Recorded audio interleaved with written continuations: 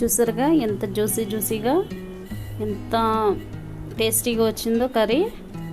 అయితే ఇది కర్రీ రైస్లో కానీ చపాతీ పరోటాలోకి అయితే చాలా అంటే చాలా బాగుంటుంది. నా స్టైల్లో మటన్ ఆలు కర్రీ ఎలా చేస్తానో చూపిస్తాను, వచ్చేయండి.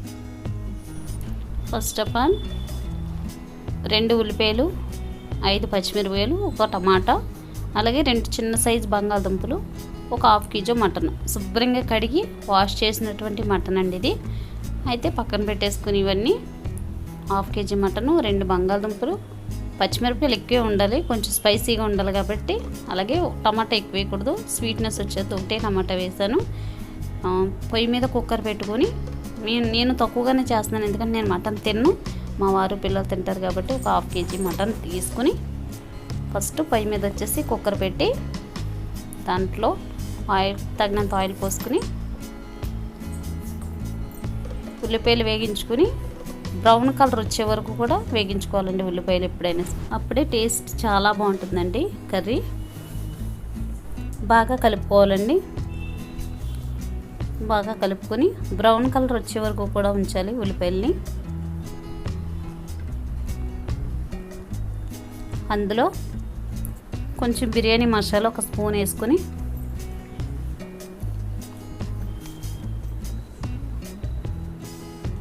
అలాగే 2 స్పూన్లు సాల్ట్ అండి. మనం ఎంత తినగలమో అంత సాల్ట్ వేసుకోవాలి కర్రీకి. నేనైతే 2 స్పూన్లు సాల్ట్ వేసాను. బాగా కలుపుకోవాలి. అవి ఆల్రెడీ ఉల్లిపాయలు బ్రౌన్ కలర్లో మగ్గిపోయాయండి. అందులో నేను కొంచెం బిర్యానీ మసాలా 1 స్పూన్ వేసాను, 2 స్పూన్లు సాల్ట్ వేసాను, పెద్ద స్పూన్తో 1 స్పూన్ అల్లం వెల్లుల్లి పేస్ట్ వేసాను. బాగా కలుపుకోవాలండి. అల్లం వెల్లుల్లి పేస్ట్ పచ్చి వాసన పోయేంత వరకు కూడా ఉల్లిపాయలు మగ్గనివ్వాలి.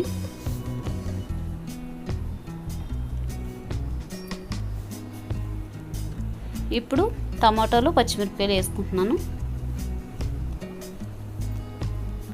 అవి కూడా బాగా కలుపుకొని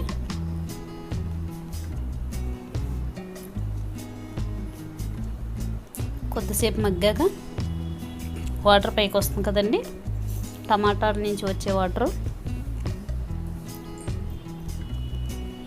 అందులో మటన్ వేసుకోవాలి. కడిగి పెట్టుకున్నటువంటి మటన్ అండి.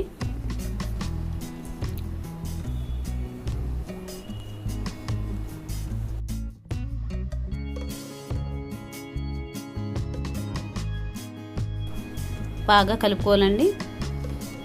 మొత్తం మసాలా అంతా కూడా మటన్కి పట్టేలాగా కలుపుకోవాలి.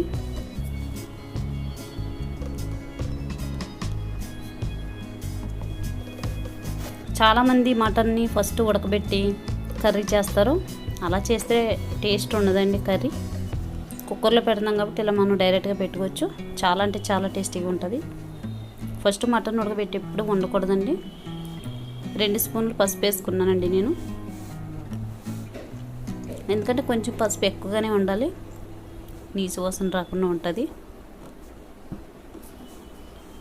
పసుపు దానికి పట్టేలా బాగా కలుపుకోవాలి.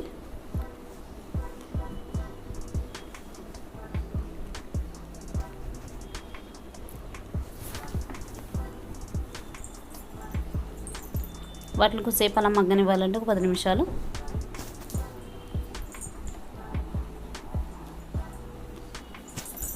చూడండి మటన్ నుంచి కూడా వాటర్ పైకి వచ్చేసింది.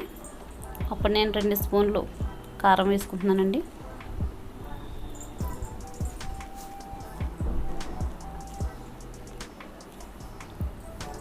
దానికి కూడా బాగా కలుపుకొని మటన్కి పట్టేలాగండి. మటన్కి బాగా మసాలా, అల్లం వెల్లుల్లి పేస్టు, పసుపు, సాల్ట్ మొత్తం ముక్కలకి బాగా పట్టాలండి. అలా కలుపుకోవాలి. సిమ్లో పెట్టుకుని చేసుకోవాలండి.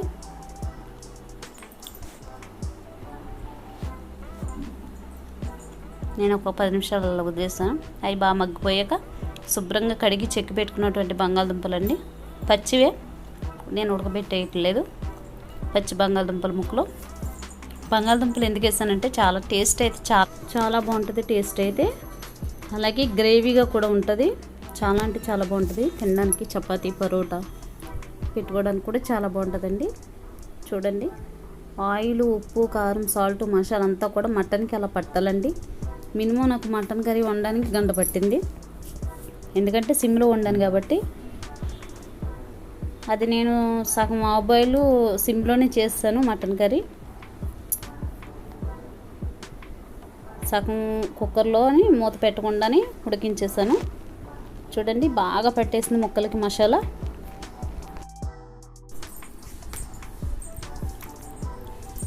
వాటర్ పోసుకొని ఒక పావుగంట సేపు మటన్ని ఉడకనివ్వాలండి. ఒక 5-6 విజిల్ వచ్చే వరకు ఉడకనిచ్చి అందులోనే కొంచెం పుదీనా, కొత్తిమీర, కరివేపాకు, కొద్దిగా మటన్ మసాలా కూడా లాస్ట్లో వేసుకోవాలి. వేసేసుకొని మూత పెట్టేసుకుని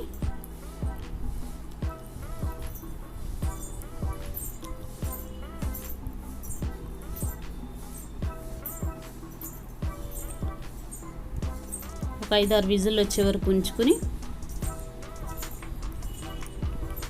చల్లారిపోయాక విజిల్ కుక్కరు మూత తీసి చల్లారాక తీసుకుని బౌల్లో సర్వ్ చేసుకుంటే చూడండి మటన్ ఆలు కర్రీ ఎంత జ్యూసీగా వచ్చిందో. ఇది ఎక్కువగా రైస్లోకి చాలా బాగుంటుంది, చపాతీ పరోటాల్లో కూడా చాలా బాగుంటుందండి. చాలా అంటే చాలా టేస్టీగా ఉంటుంది. మీరు కూడా ఒకసారి ట్రై చేయండి. వీడియో నచ్చితే లైక్ చేయండి, కామెంట్ చేయండి, అలాగే ఛానల్ని సబ్స్క్రైబ్ చేయండి. Thank you for watching. ఇది నా స్టైల్లో ఆలు మటన్ కర్రీ అండి. మీరు ఎలా చేసుకుంటారో కొంచెం కామెంట్ రూపంలో తెలియజేయండి. Thank you so much for watching.